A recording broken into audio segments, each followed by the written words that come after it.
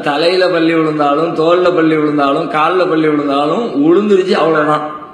அதனால அதெல்லாம் பிளான் பண்ணி உங்களுக்கு கேடு வருவதற்காக வேண்டி உளுந்த உழுவை இல்ல. அது தலையில இலை விழுந்தா எப்படியோ, தலையில மழை தண்ணி விழுந்தா எப்படியோ, அது மாதிரி தலையில ஒரு அங்க நின்றுகிட்டு இருந்த பள்ளி கிரிப்பு இல்லாம காலை கை தவறி விட்டு விழுந்துருச்சுன்னு அர்த்தம்.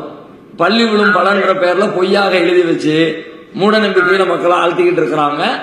அதை நம்பிடாதீங்க. இது எல்லாம் சும்மா கதை, மக்களை ஏமாத்துறக்காண்டி சொல்லி வைக்கப்பட்டிருக்கிற பொய்யான கதைகளும் கற்பனைகளும் தான். ஒரு முஸ்லீம் அதுல நம்பிக்கை வைக்கவே கூடாது. முஸ்லீம்னு மட்டும் இல்ல, சாதாரணமா பகுத்தறிவோடு சிந்திக்கிற யாருமே இந்த பள்ளி விழுந்த பலன், தலையில் விழுந்தா இப்படி, தோல்ல விழுந்தா இப்படி என்று சொல்லுவது அது முழுக்க முழுக்க அபத்தமானது. இன்னும் சொல்ல போனா மார்க்கத்துக்கு விரோதமானது. அது விழுந்ததுனால எனக்கு இப்படி நடந்துரும்னு சொன்னா அல்லாஹ் மேல வச்சிருக்கிற நம்பிக்கையில நமக்கு குறைபாடு ஏற்பட்டுருச்சுன்னு அர்த்தமாயிரும். எனவே நீங்க அது குறித்து எந்த அலட்டெல்லாம் அலட்டிக்காதீங்க. தலையில பள்ளி விழுந்துச்சா தட்டி விட்டுட்டு போய்கிட்டே இருங்க.